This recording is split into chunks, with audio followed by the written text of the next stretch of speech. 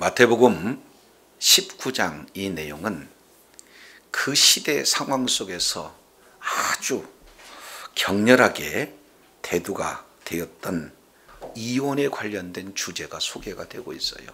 그래서 아주 까다로운, 그래서 이렇게 답변을 하도 또 저렇게 답변을 해도 예수님은 넘어질 수밖에 없는 그 시대의 민감한 질문을 가지고 바리새인들이 예수님을 시험하기에 찾아왔습니다. 자, 이랬을 때 이혼의 절대 불가 세 가지 이유를 설명을 하고 있는데, 가만히 살펴보게 되면은 결혼의 본래적 의미 세 가지를 그 속에 말씀을 하고 있습니다. 그래서 하나님께서 이제 결혼을 주시는 원리가 무엇인가, 이런 내용들을 저와 여러분이 잘 깨달을 때 이제 한 가정을 통해서 하나님의 뜻이 무엇인가, 그리고 하나님 나라의 그런 확장과 어떤 연관성이 있는가, 오늘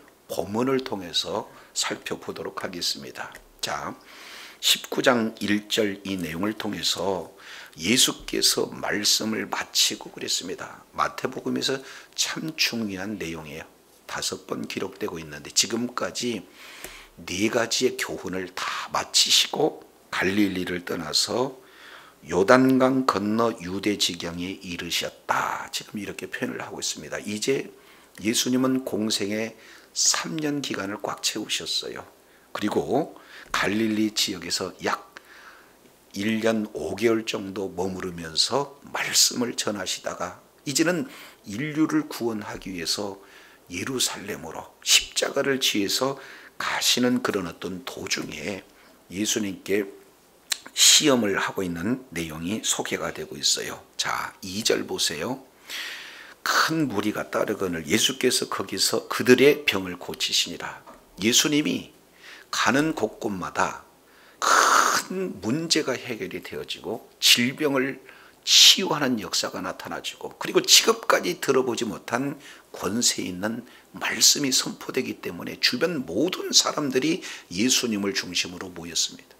이것을 그 당시 종교 지도자인 바리새인 원치 않은 거죠. 그래서 지금 이 요단강 건너편 유대 지방까지 찾아왔다. 근데 이 유대 지방 이 내용을 학자들은 뭘로 표현하고 있냐면은 베리아 지역이다, 이렇게 표현을 하고 있어요. 이 베리아 지역은 헤롯 안디바가 통치하고 있는 그 지역이에요. 자, 그러면 헤롯 안디바가 통치하고 있는 그 지역에 있을 그때 예수님을 시험했다 하는 그 내용이 무엇인가? 이 내용은 그때 아주 치열한 논쟁 중에 하나가 이혼 문제입니다. 왜냐하면 이미 우리가 살펴본 내용처럼 헤롯 안디바는 그 동생 빌립의 아내 헤로디아를 이제는 강제로 이혼시키고 동생의 아내를 취했던 이 악한 왕입니다. 윤리적으로나 도덕적으로나, 그리고 이 말씀에서 벗어난 그런 어떤 내용이 되어지죠. 자, 그러니까 이 이혼 문제는 이제 굉장히 그때 당시에 치열한 논쟁 중에 하나입니다. 이 일 때문에 그것을 잘못됐다 지적했던 세례자 요한은 죽임을 당한 그런 터가 되었죠. 그래서 이 내용을 예수님께 지금 물어보고 있는 내용이 되어져요. 자, 3절 하반절 내용을 보니까 사람이 어떤 이유가 있으면 그 아내를 버리는 것이 옳습니까? 무슨 이유가 된다면 아내를 버려도 된다는 겁니까? 이렇게 예수님 앞에 지금 질문을 하는 거예요. 근데 이 질문에 된다 해도 예수님은 넘어지고, 안 된다 해도 넘어지는 아주 고약한 질문을 지금 바리새인들이 하고 있어요. 이유는 예수님을 시험하기 위해서, 몰라서 묻는 게 아니죠. 자, 그러면 그때 당시에 크게 두 학파가 있어요. 하나는 힐렐 학파, 또 하나는 샴마이 학파. 이 두 학파가 이혼에 관련된 해석의 차이가 있습니다. 그래서 힐렐 학파라고 하는 이 자들은 조금 진보적인 성향을 가지고 있습니다. 그러니까 이제 결혼관에 대해서 조금 느슨한 그런 견해를 가지고 있는 내용이에요. 반면 샴마이 학파는 약간 보수적인 성향을 띠고 있습니다. 그러니까 이혼에 대해서 아주 좁은 의미로 이혼을 불가하는 그런 주장을 펴고 있는 내용이에요. 자, 그런데 이 두 학파가 이제는 이혼에 관련된 내용의 한 구절의 해석을 놓고 좀 차이를 이렇게 보이고 있습니다. 신명기 24장 1절 내용을 통해서 보면은 사람의 아내를 맞이하여 데려온 후에 그에게 수치가 되는 일이 있음을 발견하고, 거기에다가 밑줄 한번 쫙 쳐보세요. 수치가 되는 일에. 그러면 이 수치가 되는 일이 도대체 어디까지를 수치가 되는 일이냐? 샴마이 학파의 견해와 힐렐 학파의 견해가 이 문제를 해석함에 조금 차이가 있다 그 말이죠. 자, 그래서 힐렐 학파는 뭘 얘기하냐면 수치가 되는 일, 그 일에다가 초점을 두고 있고, 샴마이 학파는 수치가 되는 이쪽에다가 포인트를 두고 있어요. 그러니까 어느 쪽에 포인트를 두느냐, 그 학파 간의 견해가 다릅니다. 자, 그래서 이 수치가 되는 일을 보수적으로 진행하고 있는 이 샴마이 학파, 이 내용은 간음이다. 그러니까 유독 간음 하나만 둡니다. 그런데 여기에 나타나는 힐렐 학파는 수치가 되는 일을 확대를 시켜요. 광범위하게. 그래서 심지어는 아내가 밥을 짓다가 밥을 태웠다, 이것은 수치가 되는 일이다 해가지고는 이혼 사유로 아내를 내쫓는 거예요. 그리고 심각한 것은 그때 당시에 랍비 아키바라고 하는 그런 자는 가다가 자기 아내보다 더 아름다운 여인을 본다 그러면 그 자체가 수치가 된다 해서 아내를 버리기조차 했어. 아주 황당한 그런 이유를 들어서 아내를 버리는 이런 어떤 모습을 신명기 24장 1절 말씀을 근거해서 이렇게 이혼을 조장했던 그 당시의 문화입니다. 그러니까 힐렐 학파의 주장을 예수님께서 받아들인다 그러면은 예수님은 굉장히 문란한 사람이구나 라고 그들은 비난을 할 것이고, 반대로 이제는 샴마이 학파, 음행 외에는 절대 이혼 불가입니다 이렇게 말하게 된다면은 그때 당시에 절대 권력을 쥐었던 이 헤롯 안디바의 마음에 그 미움을 사게 돼서 이제 권력으로부터 큰 불이익을 당하게 될 수 있도록 누가 지금 조장하고 있어요? 바리새인들이. 그러니까 그 당시에 굉장히 치열했던 이 주제를 가지고 예수님을 넘어뜨리기 위해서 질문을 하고 있어요. 오늘날도 이 이혼에 관련된 이슈는 사실은 쉬운 내용이 아닙니다. 자, 이랬을 때 우리 주님께서는 이 부분을 어떻게 다루는가 하는 내용을 크게 세 가지로 말씀을 하고 있어요. 이제 사탄이 앞에 예수님을 시험하려고 했던 그런 상황 속에서 우리 주님은 그 시험을 무엇으로 이기십니까? 하나님의 말씀으로 물리치셔요. 그래서 이 하나님의 말씀 세 개의 구절을 우리 주님께서 나열하면서 이제는 이혼에 불가하는 그런 내용, 이 부분보다도 진짜 본질이 무엇인지 아느냐, 하나님께서 가정을 주신 그 가정의 원리가 무엇인지, 결혼의 원리가 무엇인지, 이 세 가지 내용을 통해서 그들의 시험을 이기시는 내용들이 소개가 되고 있습니다. 자, 첫 번째 4절을 보시겠습니다. 예수께서 대답하여 이르시되 사람을 지으신 이가 본래 그들을 누구와 누구로 지었다? 남자와 여자로 지었다. 그러니까 여기에 결혼의 첫 번째 원칙, 이 내용은 뭡니까? 하나님께서 남자와 여자를 창조하셨다. 지금 이렇게 말씀을 하고 있습니다. 그러면 사람의 본래에 가지고 있는 존재는 어떤 존재냐? 결혼을 하는 존재로. 그래서 가정을 꾸미는 존재로 우리 하나님께서 사람을 창조하셨다. 그런데 그 사람을 창조하시되 남자와 여자를 창조하셨다. 지금 이렇게 말씀을 하고 있는 거예요. 그러니까 하나님은 처음부터 결혼을 통해서 가정을 이루는 이런 목적을 말씀을 하고 있는 것을 보게 되어집니다. 자, 그런데 그것을 자세히 살펴보면은 남자와 여자로 만드셨다 이렇게 말씀하심으로 남자의 인격과 여자의 인격이 동등하다라는 의미를 이 속에 담아놓고 있어요. 그러니까 남자의 이제 인격과 그리고 여자의 인격, 건전한 교제 속에서 한 가정을 이루게 하시고자 하는 것이 하나님의 의도다라는 사실을 볼 수가 있습니다. 자, 그렇다면 이 가정이 계속해서 유지되는 것은 누구의 뜻입니까?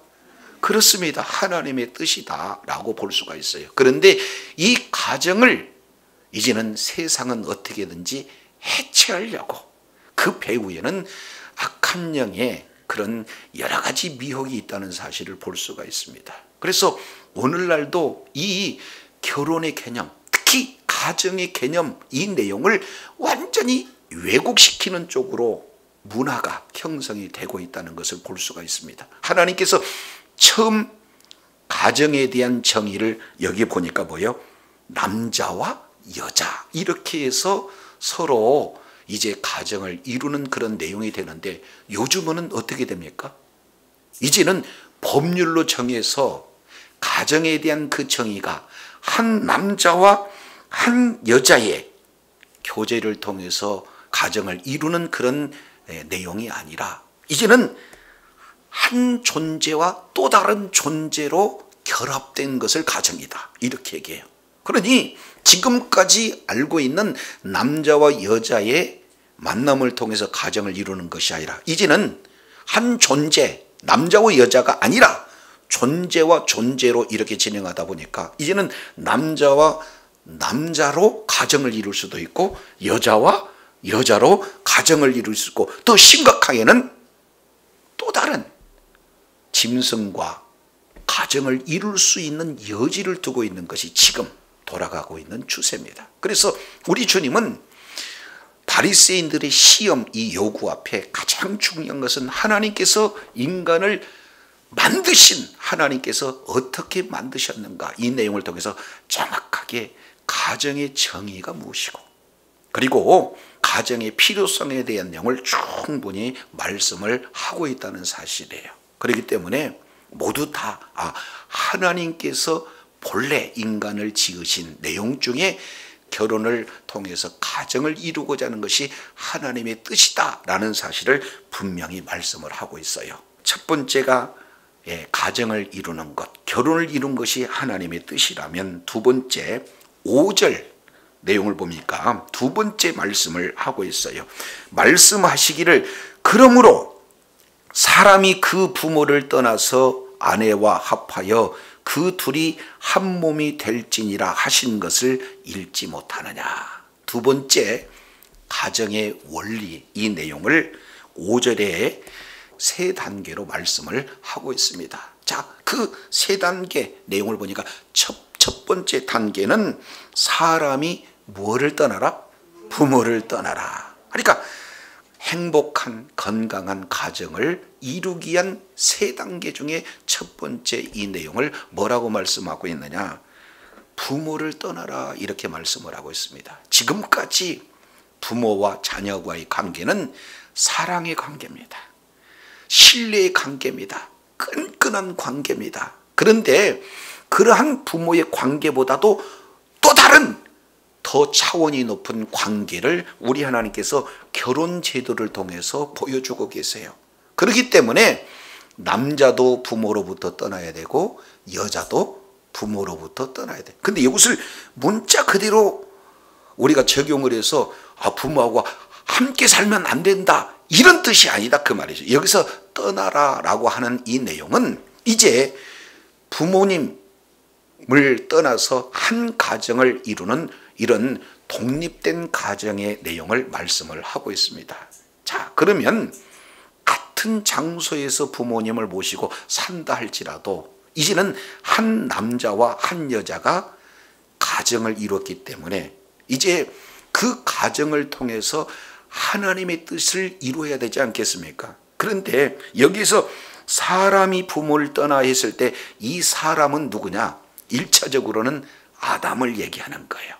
그리고 2차적인 의미는 남자가 부모를 떠나야 된다는 겁니다. 근데 남자만 떠나는 것 맞습니까? 여자도 떠나는 거 맞아요? 그렇습니다. 여자도 떠나야 되는 것을 의미하고 있는 거예요. 그런데 결혼을 했는데 떠나지 않는 이 첫 번째 단계를 이루지 못한다 그러면 가정에 행복한 가정이 될 수가 없어요. 이제 가정은 세워졌는데 여기에 많은 불화가 임하게 되는 것을 보게 됩니다. 그러니까 아내는 남편 얘기를 들어야 되고 또 남편은 아내 이야기를 존중해야 되는데 이제는 부모를 떠났는데도 계속해서 누구에게 물어보래요? 엄마에게 물어보고 아빠에게 물어봐요. 그렇게 되는 것은 진정하게 떠나지 않았다 하는 그런 어떤 내용이 되어지는 겁니다. 그래서 가령 부부싸움을 진행한다 그러면은 이 문제를 한 가정으로 세웠던 하나님의 의도를 따라서 서로 이제 그곳에서 문제를 해결을 해야 되는데 이 문제를 다시 엄마 아니면 아빠 이렇게 찾아가게 되면은 문제가 심각하게 되어지는 거죠. 그러니까 이 첫 번째 떠남의 문제 굉장히 중요한 내용을 말씀을 하고 있습니다. 그러면 왜 남자도 그리고 여자도 떠나야 되는가 하는 이 내용은 그 다음에 이렇게 표현하고 있습니다. 사람이 부모를 떠나서 아내와 뭐 한다? 합하여 라고 이렇게 말씀을 하고 있어요. 여기서 합하다라는 이 단어에서 글루, 접착제라는 단어가 나왔어요. 그러니까 합한다라고 하는 것은 이제 종이와 종이를 접착제를 딱 붙이게 되면은 하나의 종이와 또 다른 하나의 종이가 붙어서 하나가 된 것처럼 이제는 딱 붙어 있는 연합된 존재를 말하고 있는 거예요. 만약에 이것을 띄고자 한다 그러면 어떻게 됩니까? 훼손됩니다. 찢어집니다. 그래서 아내와 합하기 위해서 부모를 떠나라. 그런데 떠났는데도 물질은 아직 의존하고 있고 모든 그런 정신적인 그런 내용이 아직도 의존형 이런 어떤 내용을 이제 떠나지 않고 합하지 못한 그런 내용이 되어지는 것을 볼 수가 있습니다. 그래서 그 둘이 뭐가 된다? 한 몸이 된다 라고 이렇게 말하고 있습니다. 가정과 문화가 서로 다른 남녀와 여자가 만나기 때문에 이제는 하나가 됐다는 것은 뭘 의미하는 겁니까? 모든 것을 다 하나가 되어지는 거죠. 그러면 결혼을 했는데도 통장이 하나가 되지 않았다. 이거 위험하지 않겠습니까? 그리고 결혼을 했는데도 불구하고 내 가정 이렇게 하나가 되지 않으면 문제가 되지 않겠습니까? 그러니까 똑같이 이제 시댁을 아니면은 처가를 서로가 하나가 된 것처럼 이렇게 진행하는 것이 우리 주님께서 가정을 이렇게 보는 가장 큰 기준을 이렇게 말씀을 하고 있습니다. 그래서 부모를 떠나 아내가 아내에게 합하여 그들이 한 몸이 될지라 지금 이렇게 표현을 하고 있는 것을 볼 수가 있습니다. 자, 그러면은 19장 6절 이 내용을 이렇게 정리를 우리 하나님께서 하십니다. 자, 그런즉 이제 둘이 아니요 뭐다? 한 몸이다. 지금 정확하게 둘이 아니라 한 몸이 됐다라는 이런 내용들을 지금 말씀을 하고 있는 것을 봅니다. 자, 그래서 한 몸이 된 이 내용 가운데는 크게 이 속에 담겨져 있는 의미 4가지가 이 속에 담겨져 있어요. 하나님께서 아담을 창조하시고, 그리고 하와를 이제 아담에게 이끄시면서 뭐라고 표현하면은 그 하와를 돕는 배필, 이렇게 말씀을 하고 있어요. 그래서 돕다라고 하는 이 내용 가운데 들어가 있는 의미가 네 가지가 있는데, 첫 번째 이 내용을 통해서 보면은 인격적으로는 지금 하나가 됐다는 의미예요. 인격적으로는 남자와 여자의 인격이 동등하다라는 의미입니다. 두 번째, 이 내용을 통해서 살펴보면은 기능적인 측면에서는 서로 돕는 그런 내용이에요. 그래서 보완의 관계를 이렇게 말씀을 하고 있습니다. 그러니까 남자는 힘이 세지 않습니까? 여자에 비해서. 그런데 여자는 남자에 비해서 힘은 세지를 못하지만 섬세함이 있어요. 그러니까 섬세한 여자가 이제 힘은 세지만 섬세함이 부족한 남자를 보완하게 되고, 그리고 이제는 여자 입장에서는 힘이 약하지만 남자로 보완을 이루는 서로 보완의 개념입니다. 그래서 인격적으로는 동등하다. 그리고 기능적으로는 서로가 차이를 인정하고 보완해 나가는 그런 어떤 내용으로 우리 주님께서 남자와 여자를 통해서 가정을 이루고 있습니다. 그런데 세 번째, 이 내용은 창조적 원리를 이렇게 말씀하고 있습니다. 고린도전서 11장 이 내용을 통해서 보면은 남자의 머리는 하나님, 그리고 여자의 머리는 남편. 그러니까 결국 이 내용을 통해서 보면은 질서가 있다는 거예요. 그래서 아내는 몸이고 남자는 머리다. 이 내용은 창조의 질서를 이렇게 말씀을 하고 있습니다. 그래서 가정에서의 그 질서를 성경은 분명히 말씀을 하고 있습니다. 그러나 이 세 가지, 인격적으로 동등하고 기능적으로 서로 보완하며 그리고 창조적인 질서가 있는 그 모든 내용이 마지막 예수 그리스도를 믿는 믿음으로 구원의 완성의 남자도 여자도 이루어져야 된다. 그래서 구속적인 의미로는 최종적인 구원의 완성을 향해서 나가는 것이 이 가정에 주어지는 네 가지 핵심 내용이다. 이 부분을 지금 오늘 하나님은 이를 위해서 창조하셨고, 그리고 창조된 그들이 한 몸을 이루어서 이제 구체적으로 구원의 완성으로 이루고자 하는 하나님의 의도가 담겨져 있습니다. 자, 그러면 크게 세 번째, 우리 하나님께서 지금 그 시험을 하고자 하는 그들에게 이 결혼의 원리가 무엇인지, 그리고 행복한 가정의 원리가 무엇인지 세 번째 6절에 이렇게 기록을 하고 있어요. 자, 6절 보겠습니다. 하반절 내용을 보니까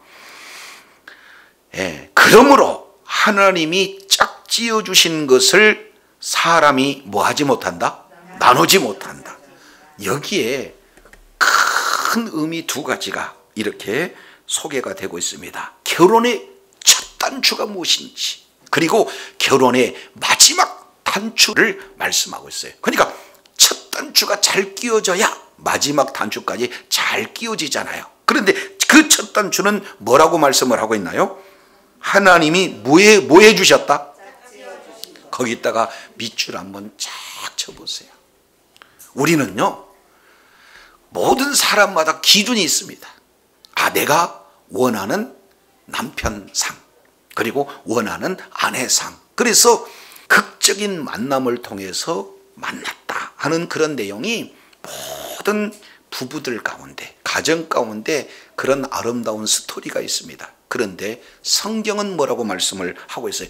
내가 만난 것이 아니라 하나님께서 뭐 해주셨다는 것? 그렇습니다. 짝지어 주셨다는 것. 내가 만나는 것 같지나 하나님께서 짝을 지어줬다. 이 내용 가운데 모든 가정이 다 동일한 고백되었을 때 행복한 가정을 이룰 수 있다라는 사실을 분명하게 지금 보여주고 있는 거예요. 그러면 이제 하나님께서 짝을 지어주셨다라는 사실을 고백하고 이 사실을 인정하는 모든 가정이라면은 그대로 받아들여야 되지 않겠습니까? 그런데 이것이 이제는 그 뒤에 사람이 나누지 못할지라 그랬으니까 하나님께서 짝지어 준 것을 그 다음에 뭐예요? 사람은 관리를 해야 된다는 거예요. 어떻게든지 노력하고 어떻게든지 아름답게 가꾸하고 어떻게든지 행복할 수 있도록 계속해서 만들어가는 그 일은 누구에게 주어져요? 각자 사람에게 주어졌다라는 사실을 이렇게 살펴볼 수가 있습니다. 그러니까 나에게 차이점도 알아야 되고 기능적으로 서로 보완이 돼야 되는데 왜 이렇게 하느냐고 이렇게 지적하게 되어진다면 행복한 가정을 이룰 수가 없어요. 그러니까 사람에게 주어졌을 때 아름답게 가꾸어가는 그 책임은 누구에게 있다는 거예요? 각각 사람에게 주어졌다. 그래서 첫 번째 단추, 하나님께서 짝지어 주셨다. 그러면 하나님이 짝지어지는 그 하나님의 지혜에 있어서는 전지전능하신 지혜이기 때문에 이 지구상 60억 명 중에서 가장 적합한 상대를 주셨다는 거예요. 그것에 대해서 우리가 인정하고 이렇게 나가야 된다. 그런데 이제 사람이 이 내용을 인정하고 관리함에 있어서 아무래도 아닌가 보다, 하나님이 뭔가 좀 실수했나 보다 해가서 다른 더 좋은 남편감을, 더 좋은 아내에 비교하고 눈을 돌릴 때 가정이 행복할 수가 없다라는 사실을, 하나님께서 짝지어 주신 것 사람이 나눈다, 나눌 수 없다? 나눌 수 없다. 자, 크게 세 가지를 나눴어요.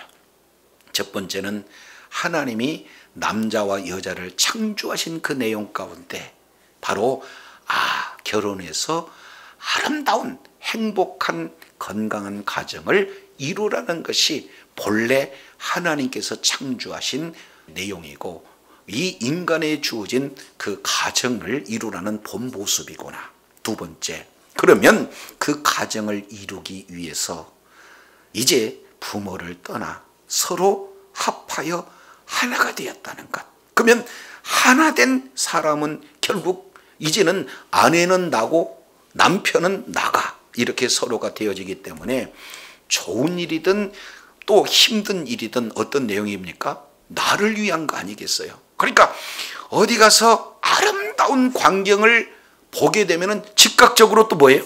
남편은 아내한테 우리 같이 함께 갑시다 하는 그런 마음을, 어디 가서 좋은 음식을 먹으면은 그때 누구를 생각하는 거예요? 또 다른 반쪽인 나에게 이런 좋은 음식을 같이 먹었으면 좋겠다, 이런 내용이 진정한 하나에 된 모습이고, 자, 이런 어떤 내용의 그 출처, 이 내용을 우리 주님께서는 하나님께서 그런 자로 짝지어줬다는 것, 이 내용을 말씀을 하고 있습니다. 자, 그러면 하나님께서 이제 이렇게 짝지어 주신 것에 대해서 사람은 나눌 수가 없다 하는 그 내용을 사도 바울은 단순한 그런 이 결혼 그리고 가정, 이 내용으로만 말씀을 하고 있지 않아요. 우리 한 군데 찾아보도록 하겠습니다. 에베소서 5장이에요. 자, 에베소서 이 5장은 가정의 복음적인 원리, 영적인 원리를 잘 지금 보여주고 있는 그런 내용이에요. 자, 에베소서 5장 22절. 아내들이여 자기 남편에게 복종하기를 뭐하듯 하라? 죽게 하더라. 자, 그러면은 아내들은 남편한테 뭐 해야 되는 거예요? 복종해야 되는 거예요. 근데 그 앞에 단서가 없습니다. 잘 해줬을 때, 아니면 봉급을 많이 다 왔을 때, 이런 조건이 없다 그 말이죠. 그게 아니라 무조건 뭐하라? 복종. 왜 그런가? 그 원리를 23절 이는 하고 설명을 하고 있어요. 그 내용은 뭐냐? 남편이 아내의 머리가 되기 때문이다. 그것을 이렇게 얘기해요. 그리스도께서 교회의 머리가 됨과 똑같이 그가 친히 몸의 구주가 됐다. 지금 이렇게 말씀을 하고 있어요. 그러니 교회는 예수 그리스도 말씀에 한 번도 거절하지 않습니다. 아멘 하고 그 말씀을 그대로 따라간다 라고 이렇게 말씀하고 있어요. 그러니까 하나님께서 남편과 아내를 그래서 가정을 이렇게 결혼을 통해서 이루게 하시는 것은 궁극적으로는 무엇을 지향하고 있느냐? 교회와 그리스도를 말씀을 하기 위해서 그렇구나. 그러니까 결국에는 이제 남편과 아내를 통해서 예수님과 교회에 대한 내용을 말씀을 하기를 원한다라는 것을 볼 수가 있습니다. 자, 그러면 이 말을 들은 아내들은 조금 복종할 수 없는데 그러면 어떻게 하랍니까? 이런 불만도 있을 수 있어요. 그러나 이제 남편이 아내에게는 어떻게 해야 되는가를 말씀을 하고 있습니다. 자, 그 내용은 25절에 이렇게 표현하고 있습니다. 자, 남편들아 아내 사랑하기를 그리스도께서 교회를 사랑하시고 위하여 자기를 주심같이 하라. 그러면 결국 남편은 아내를 어떻게 사랑하는 거예요? 목숨 걸고 사랑하는 거예요. 그러니까 남편에게 주어지는 그리고 아내에게 주어지는 내용들이 각각 사실은 교회와 그리스도에 대한 내용이라는 것을 말씀을 하고 있습니다. 자, 근데 놀라운 것은 자, 30절 보세요. 30절.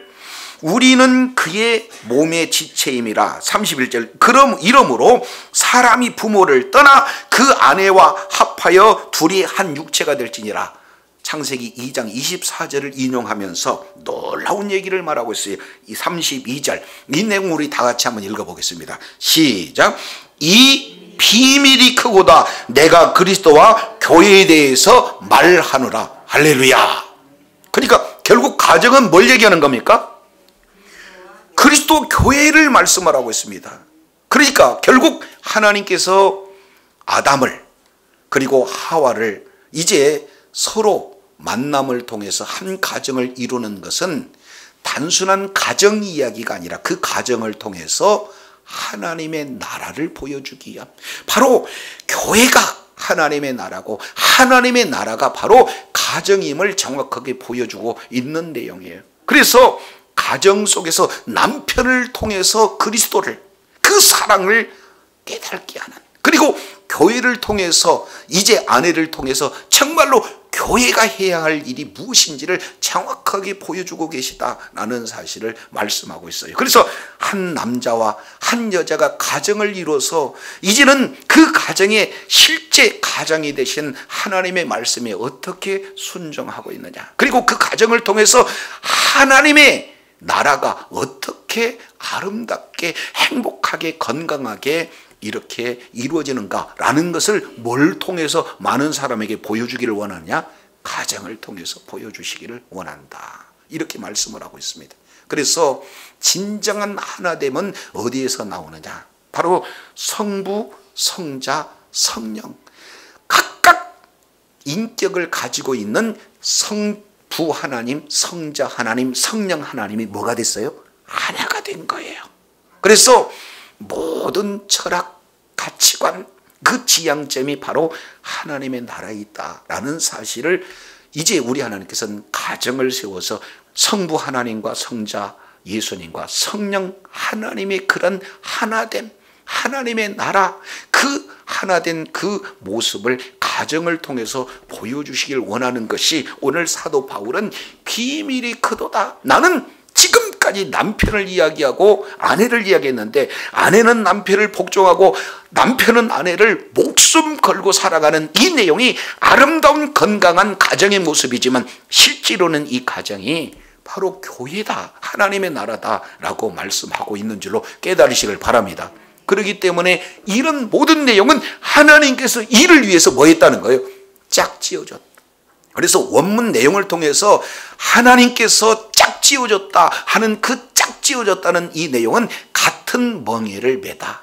그리고 하나로 결합시키다 하는 그런 의미가 이 속에 담겨져 있습니다. 그러니 그리스도와 교회가 분리가 안 되듯이 사람이 서로 그 가정을 나눌 수가 없다.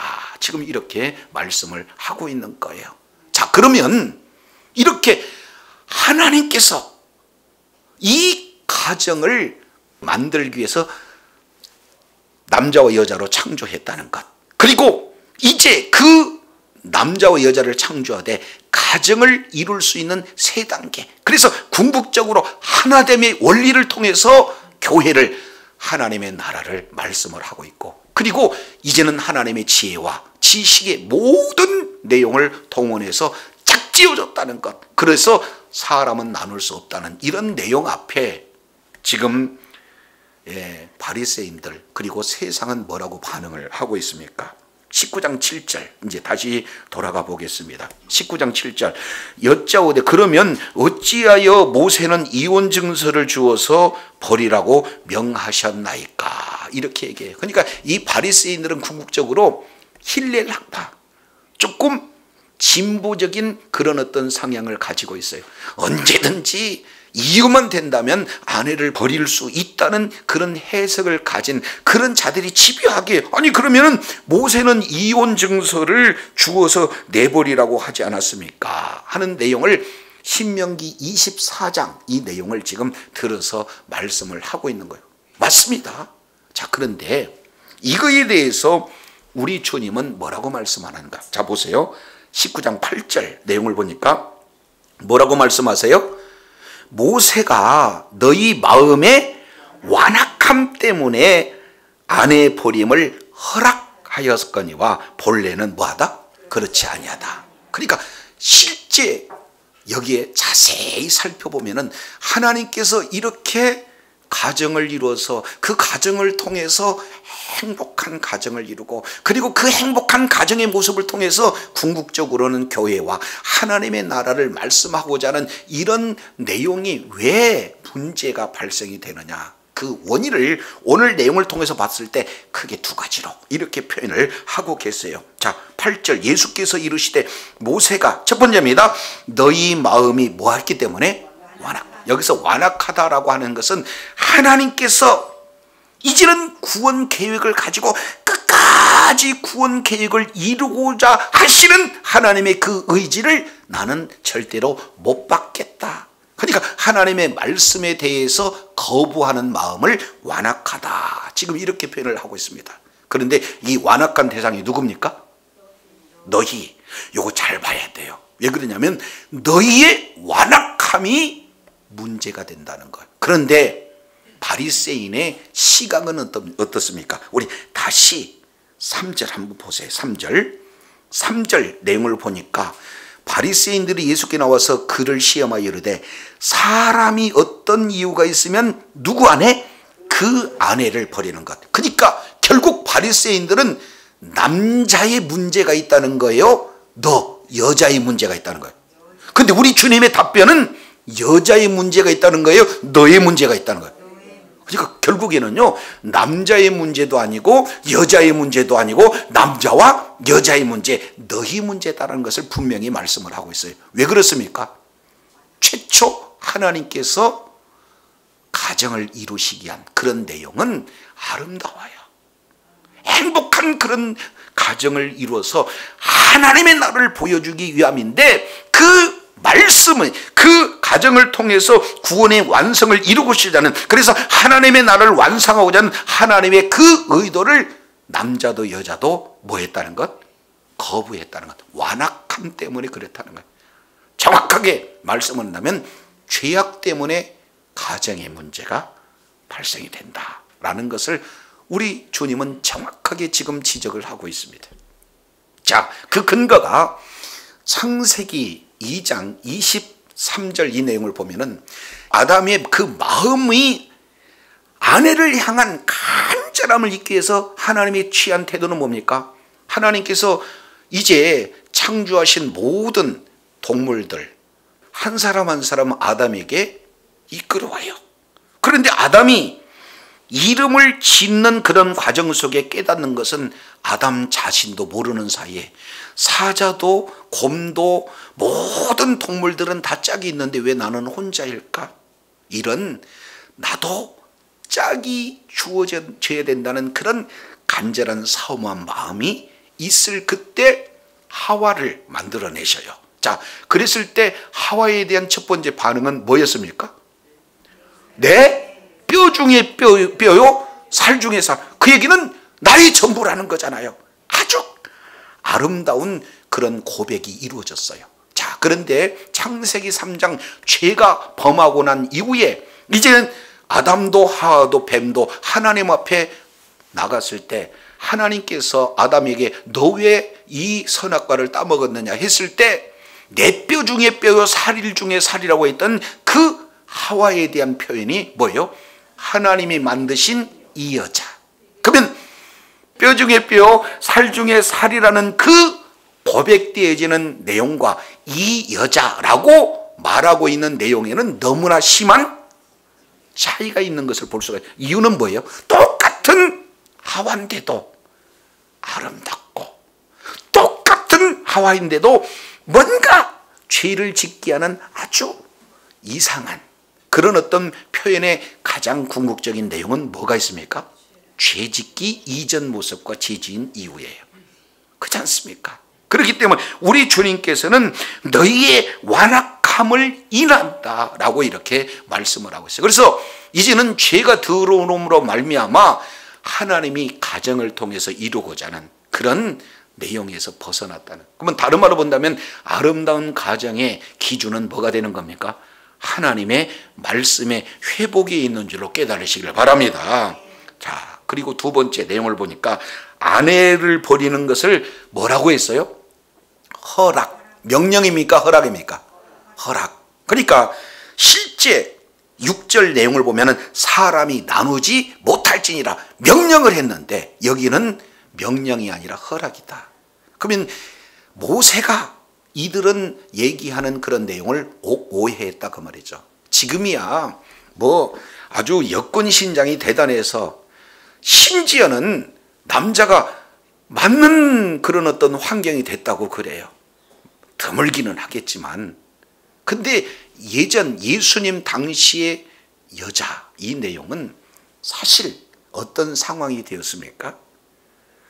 마치 뭐 노예나 그리고 종들을 사고 파는 하나의 물질 개념까지 추락된 그런 상태예요. 그렇기 때문에 여자의 인권이라고는 찾아볼 수가 없습니다. 그러니까 어떻게든지 힐렐 학파처럼 밥을 태워 먹였다라는 이유를 터무니없는 이유를 들어서 이혼하는 그런 애. 그러면 이혼하는 그 여인은 이제 이혼을 당하고 난 그 이후에는 경제적 활동을 전혀 할 수가 없습니다. 그러니까 살아있으나 살아있다고 할 수 없는 그런 상황까지 돼요. 그러니까 모세는 너의 완악함 때문에 그렇게 보내면 안 되니까 차라리 이혼 증서라도 써서 보내라. 그 얘기는 다시 제가 할 수 있는 기회를 주어야 되지 않겠느냐라고 말하는데 실제로는 그런 절차를 둠으로써 까다롭게 함으로써 이혼을 하라는 거예요? 이혼을 하지 말라는 거예요?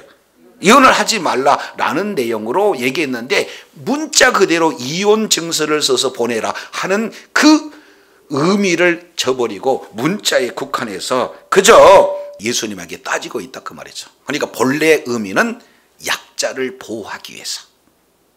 이제 그 여자들 힘이 없는 그때 당시의 여자들을 이혼당하지 않도록 보호하기 위해서 그나마 조치한 내용을 그들은 악용하고 있다라는 사실을 이렇게 말씀을 하고 있는 것을 봅니다. 그래서 그 이후에 우리 주님은 이렇게 표현해요. 9절 봅니다. 내가 너희에게 말하노니 누구든지 음행한 이유 외에 아내를 버리고 다른 데 장가드는 자는 뭐한다? 그러니까 우리 주님은 힐렐 학파, 샴마이 학파 중에 누구의 의견을 존중해 줍니까? 샴마이 학파, 조금 보수적인 것. 그러니까 이 내용을 보면은 또 우리가 오해할 수가 있어요. 음행한 것 외에 이제 아내를 버리고 다른 데 장가든 것은 간음거렸으니까 그러면 우리 주님도 이혼할 수 있다. 이유는 딱 하나 뭐예요? 음행하는 영고. 이렇게 지금 말씀을 하고 있어요. 자, 그러다 보니까 제자들도요 혼돈됩니다. 아니 그러면은 만일 사람이 아내에게 이같이 하면은 장가들지 않은 것이 좋겠네요. 이렇게 제자들조차도 예수님의 그 본의를 이해하지 못하여. 그래서 우리 주님은 다시 얘기합니다. 사람마다 이 말을 받지 못하고 오직 타고난 자라 이 말을 한다. 그러니까 어미로부터 된 고자도 있고 사람이 만든 고자도 있고 천국에 스스된 고자도 있다. 이 내용을 통해 본다면 진짜 기능 자체가 태어날 때부터 안 되는 자도 있지만 일부러 사람이 뭐 하는 거예요? 기능을 없애는 경우. 그러면 사도행전 8장 내용은 에디오피아 간다기 같은 그런 자죠. 내시. 자, 그리고 실제 스스로 주님을 위해서 고자된 자는 누가 되는 겁니까? 대표적인 분이 뭐예요? 예수님 아니에요. 건강하신다 할지라도 이렇게 결혼을 하지 않았어요. 사도 바울 역시 마찬가지로 결혼을 하지 않았어요. 그렇다고 해서 고린도전서 7장 이 내용을 통해서 보면은 이 결혼을 부정한 건 아닙니다. 자, 그러면은 정확히 보면은 이제 저와 여러분은 가정의 행복한 일의 구성 원리, 결혼의 원리를 이미 우리는 새 말씀을 통해서 살펴봤어요. 그러면 이 원칙은 우리가 지켜야 되는 것을, 이것은 사실이에요. 이 원칙마저 무너버린다 그러면은 가정이 건강하게 이루어질 수가 없습니다. 그러나 오늘 우리 주님도 말씀하셨듯이 현실을 보게 되면은요, 가정에서 폭행의 역사가 나타나고 음주로 인해서 가정 풍지판탈을 이렇게 하고 도박에 이렇게 넘어지는 그런 가정으로 인해서 도저히 하나님의 말씀대로 순종하기를 원하지만 순종하지 못하는 그런 어떤 모습도 우리가 그것을 지금 그들과 함께 뭔가 이 우리 주님의 이 원리를 범하지 않는 범위 내에서 또 이 하나님의 말씀으로만 율법적으로 정죄할 수 있는 그런 내용을 우리는 가질 수가 없다 그 말이죠. 그래서 오늘 저도 여러분도 원리는 바로 알고 그런 현실 속에서도 주님의 의도를 찾아가되 우리가 놓쳐서는 안 되는 것은 하나님께서 가정을 이렇게 세우기 위해서 사람을 창조했다는 것, 그리고 가정을 세울 때 건강한 세 단계 과정을 통해서 떠남의 단계, 하나됨의 단계, 그리고 한 몸을 이루는 이런 단계를 바로 알고, 그리고 진짜 이 가정을 세우는 첫 단추가 하나님께서 짝을 이루게 하셨다는 것. 그래서 사람이 이것을 놓지 못하는 이런 내용은 바로 궁극적인 내용은 그 가정의 바로 교회요. 그 가정의 하나님의 나라로 더 그리스도의 향기를 바람으로 많은 영혼을 하나님의 나라를 확장하는 일에 귀하게 수 있는 가장 기초적인 그런 어떤 단위가 가정임을 저와 여러분 기억하시고 주님 오시는 그날까지 나에게 맡겨준 가정을 아름답게 잘 관리하사 정말로 이미 주어지는 가정과 또 새로운 가정이 주어졌다 할지라도 다시금 하나님의 원리를 바로 깨닫고 하나님의 뜻을 이루고 하나님 나라 확장하는 일에 존귀하게 쓰임받을 때에 우리 하나님께는 그 가정을 통해서 기쁨으로 충만한 행복한 가정, 그리고 하나님의 뜻을 이루며 진실로 하나님의 나라 확장하는 일에 존귀한 가정으로 끝까지 쓰임받는 축복의 가정이 되어야 될 줄로 믿습니다. 기도하겠습니다.